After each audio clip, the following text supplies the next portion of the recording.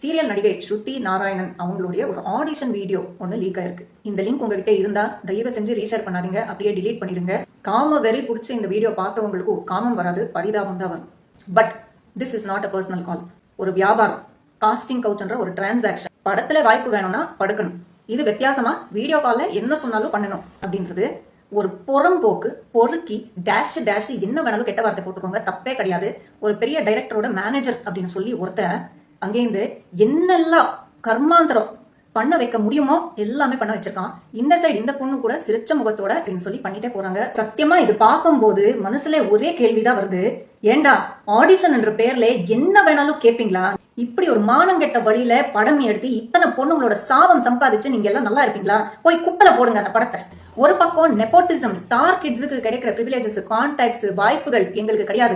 இன்னொரு பக்கம் இந்த காஸ்டிங் கோச்ன்ற கன்றாவையும் நம்ம பண்ண மாட்டோம்னு நடுவில் நிக்கிறோம் இல்ல. சோ நான் என்ன மாதிரி பல நடிகைகளுக்கு இன்னைக்கு சினிமா வாய்ப்புகளே இல்லாம போயிருக்கு.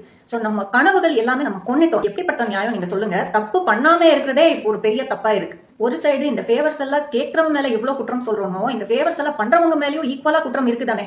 ஆனா ஸ்ருதி வந்து அதுக்கப்புறம் என்ன சொல்றாங்க, இந்த வீடியோல இருக்குது நான் கிடையவே கிடையாது, ஏஐ வச்சு பண்ணிருக்காங்க அப்படின்னு சொல்றாங்க. ஆனா இப்போ புதுசா ஒரு வீடியோ லீக் ஆயிருக்கு. அதே செயல்கள், அதே காஸ்டிங் கால் தான். பேசிக்கலி இந்த வீடியோ ரியலா இருந்தா இவங்க விக்டிம் கிடையாது. ரியலா இல்ல அவங்க சொல்ற மாதிரி ஏஐ அப்படின்னா அப்போ இவங்க விக்டிம் தான். இதை பண்றவங்களை அவங்க எக்ஸ்போஸ் பண்ணி அவங்க மேல கம்ப்ளைண்ட் கொடுக்கலாம். அதுதான் இவங்களுக்கு உண்மையான ஜஸ்டிஸா இருக்கும். அண்ட் ஃபைனலி தமிழ் சினிமா இண்டஸ்ட்ரியோட பெரிய மனுஷங்க கிட்ட ஒரே ஒரு விஷயம் தான் சொல்லணும். எல்லா நடிகைகள் சார்பா இந்த விஷயத்த நான் சொல்றேன். உங்க இண்டஸ்ட்ரி நாரி போய் கிடக்குது. First clean up your industry. எங்களுக்கு ஒரு சேஃபான ஒர்க் என்வாயன்மெண்ட் கிரியேட் பண்ணி கொடுங்க.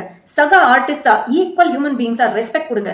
நியாயமா நமக்கு வர வேண்டிய வாய்ப்புகள் எங்க டேலண்ட் பார்த்து எங்களுக்கு கொடுங்க. அதுக்கப்புறம் எந்த ஸ்கூல் பொண்ணு யாரோட படுத்தா, எந்த காலேஜ் பொண்ணு எந்த பிராண்ட் சரக்கு அடிச்சான்றத பத்தி ஆராய்ச்சி பண்ணுங்க.